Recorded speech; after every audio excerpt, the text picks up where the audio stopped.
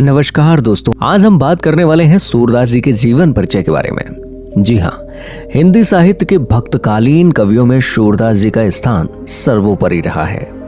सूरदास जी भगवान श्री कृष्ण के अनन्य उपासक थे। ये ब्रजभाषा के सर्वश्रेष्ठ कवि माने जाते थे। सूरदास जी को वत्सल रस का सम्राट माना जाता है। उन्होंने श्रृंगार और शांत रसों का भी बड़ा ही मर्मस्पर्शी वर्णन किया है। हिंदी साहित्य के आकाश में महाकवि सूरदास जी की ख्याति एक सूर्य के समान है। इनके बारे में एक दोहा बहुत प्रचलित है कि सूर सूर तुलसी ससी, उडगण केशव दास, और अब के कवि खगोत सम, जहाँ तह करत प्रकाश। सूरदास जी का जन्म 1540 ईस्वी में रोनकता नामक गांव में हुआ। यह गांव मथुरा आगरा मार्ग के किनारे स्थित है। कुछ विद्वानों का मत है कि सूरदास जी का जन्म सीही नामक ग्राम में एक निर्धन सरास्वत परिवार में हुआ था। वे बहुत विद्वान थे। उनकी लोग आज भी चर्चा करते हैं और सम्मान करते हैं। सूरदास जी के पिता का नाम रामदास था और रामदास एक गायक थे। सूरदास के जन्मांध होने के विषय में आज भी मतभेद है। प्रारंभ में सूरदास आगरा के समीप गऊ घाट पर रहते थे और वहां उनकी भेंट श्री वल्लभाचार्य से हुई और उन्होंने अपना गुरु उन्हीं को स्वीकार किया। वल्लभाचार्य ने उनको पुष्टि मार्ग में दीक्षित करके कृष्ण लीला के पद गाने का आदेश दिया। सूरदास जी की जो मृत्यु है वो गोवर्धन पर्वत के निकट पारसौली नामक ग्राम में हुई। आईने अकबरी में सूरदास को अकबर के दरबारी संगीतज्ञों में माना जाता है। अब हम जानने वाले हैं मदन मोहन सूरदास कैसे बने। कुछ जनश्रुतियों के अनुसार सूरदास के बचपन का नाम मदन मोहन था। मदन मोहन एक बहुत ही सुंदर और तेज बुद्धि का नवयुवक था जो हर दिन नदी के किनारे जाकर बैठ जाता और गीत लिखता था। एक दिन ऐसी घटना घटी जिसने उसके मन को मोह लिया। वह कुछ यूं कि एक सुंदर नवयुवती नदी के किनारे कपड़े धो रही थी और मदन मोहन का ध्यान उसकी तरफ चला गया। उस युवती ने मदन मोहन को ऐसा आकर्षित किया कि वह कविता लिखना ही भूल गया और पूरा ध्यान लगाकर उस युवती को देखने लगा। उनको ऐसा लगा मानो यमुना नदी के किनारे राधिका स्नान करके बैठी हूं। उस नवयुवती ने भी मदन मोहन की तरफ देखा और उसके पास आकर बोली कि आप मदन मोहन जी हैं ना? तब उन्होंने कहा, जी हाँ, मैं मदन मोहन हूँ, कविताएं लिखता हूँ तथा गाता हूँ और आपको देखा तो मैं रुक गया।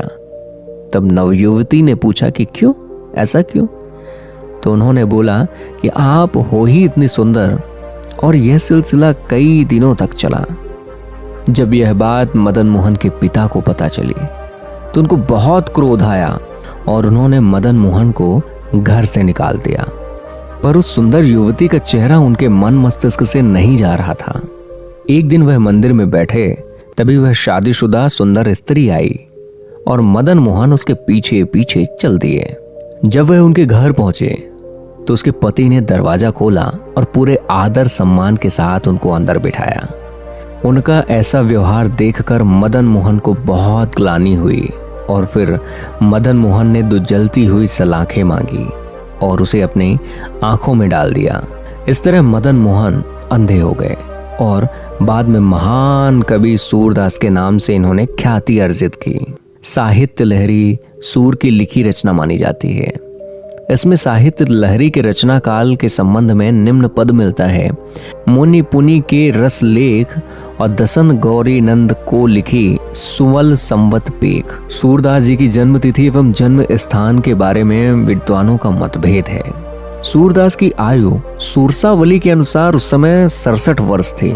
मथुरा और आगरा के बीच गऊ घाट पर ये निवास करते थे और वल्लभाचार्य से इनकी वहीं भेंट हुई थी। इसके अलावा सूरदास जी का जन्म 1540 ईस्वी के लगभग माना जाता है, क्योंकि वल्लभ संप्रदाय की ऐसी मान्यता है कि वल्लभाचार्य सूरदास से 10 दिन बड़े थे और वल्लभाचार्य का जन्म उक्त संवत के वैशाख कृष्ण एकादशी को हुआ था। इसलिए सूरदास की जन्म तिथि वैशाख शुक्ला पंचमी संवत 1535 में जान पड़ती है। अनेक प्रमाणों के आधार पर उनका मृत्यु संवत 1620 से 1648 ईस्वी के मध्य स्वीकार किया जाता है। रामचंद्र शुक्ल जी के मतानुसार सूरदास जी का जन्म 1540 के सन्निकट और मृत्यु 1620 ईस्वी के आसपास मानी जाती है। और इसके अलावा कई सारे लोगों का मतभेद है कि सूरदास जी जन्मांध थे या नहीं। तो इस विषय में भी श्रीनाथ जी की संस्कृत वार्ता मणिपाला और श्री हरिराय कृत भाव प्रकाश, श्री गोकुलनाथ की निज वार्ता आदि ग्रंथों के आधार पर सूरदास जन्म के अंधे माने गए। लेकिन राधा कृष्ण के रूप सौंदर्य का सजीव चित्रण, अनेक रंगों का वर्णन, सूक्ष्म पर्यवेक्षणशीलता आदि गुणों के कारण अधिकतर विद्वान सूरदास को जन्मांध स्वीकार नहीं करते। श्याम सुंदर दास ने इस संबंध में लिखा है कि सूर वास्तव में जन्मांध नहीं थे, क्योंकि श्रृंगार तथा रंग रूपादि का जो वर्णन उन्होंने किया है वैसा कोई जन्मांध नहीं कर सकता। इसी बारे में हजारी प्रसाद द्विवेदी जी ने भी लिखा है कि सूर सागर के कुछ पदों से यह ध्वनि अवश्य निकलती है कि सूरदास अपने को जन्म का अंधा और कर्म का अभागा कहते हैं, पर हमेशा इसके अक्षरार्थ को ही प्रधान नहीं मानना चाहिए। तो ये था सूरदास जी का जीवन परिचय। किस प्रकार से मदन मोहन सूरदास जी बने, उनके जीवन में किस किस प्रकार की घटनाएं घटी, ये हमने जाना। तो ये जानकारी आपको कैसे लगी? जानकारी अच्छी लगी हो तो बहुत बहुत धन्यवाद।